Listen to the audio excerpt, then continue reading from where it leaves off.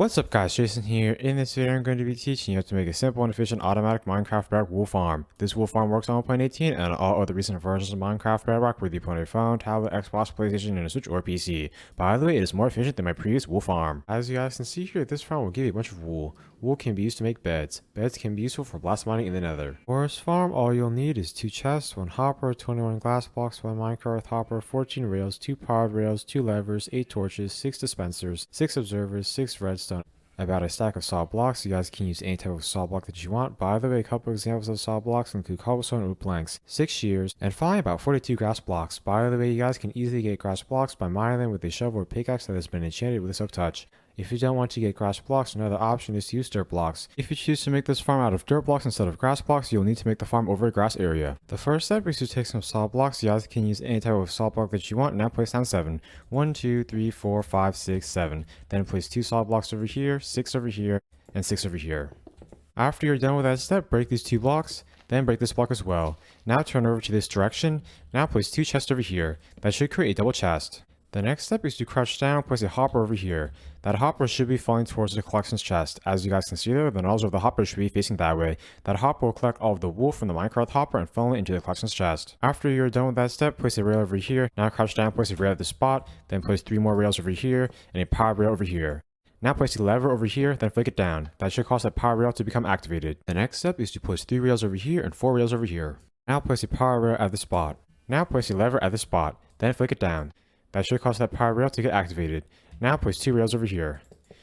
After you're done with that step, the rail system should be looking like that. The next step is to place a block over here and a grass block on top, then place a block over here and grass block on top.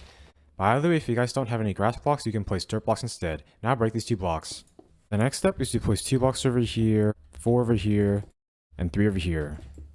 Now place a grass block at this spot, then place a block over here, grass block at this spot, 3 blocks over here, and 4 blocks over here. 1, 2, 3, 4. Then place 2 blocks over here and a block at this spot. Next step is to place 3 blocks over here and a minecart hopper at this spot. Now push it in this direction. The next step is to place 5 grass blocks over here, 5 over here, and 5 over here. Then place 3 blocks over here. The next step is to place an observer over here. The top arrow of that observer should be facing that way.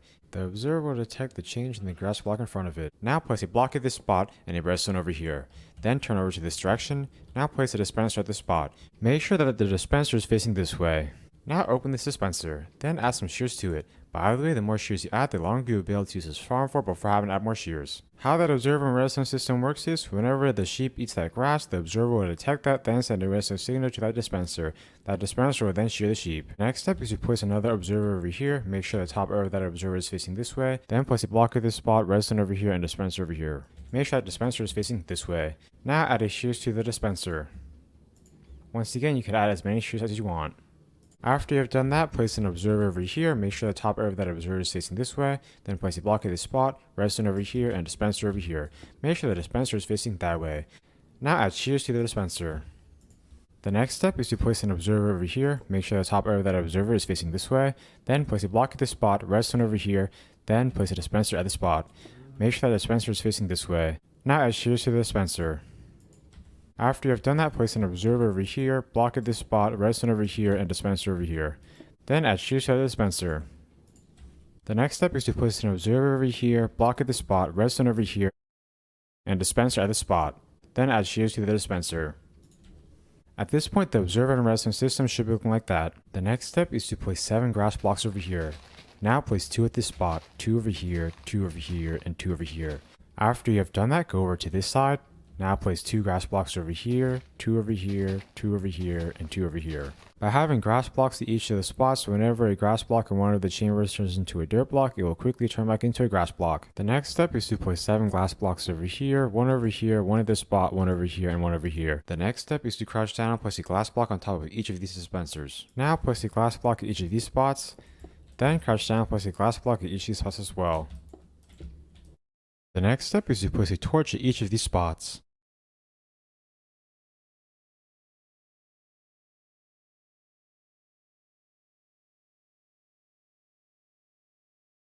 Those torches will allow grass to spread even when it is nighttime. That is because they provide light. At this point, if you guys use dirt blocks instead of grass blocks to make this farm, place dirt blocks over here. Place 2 over here, 2 over here, 2 over here, and 2 over here.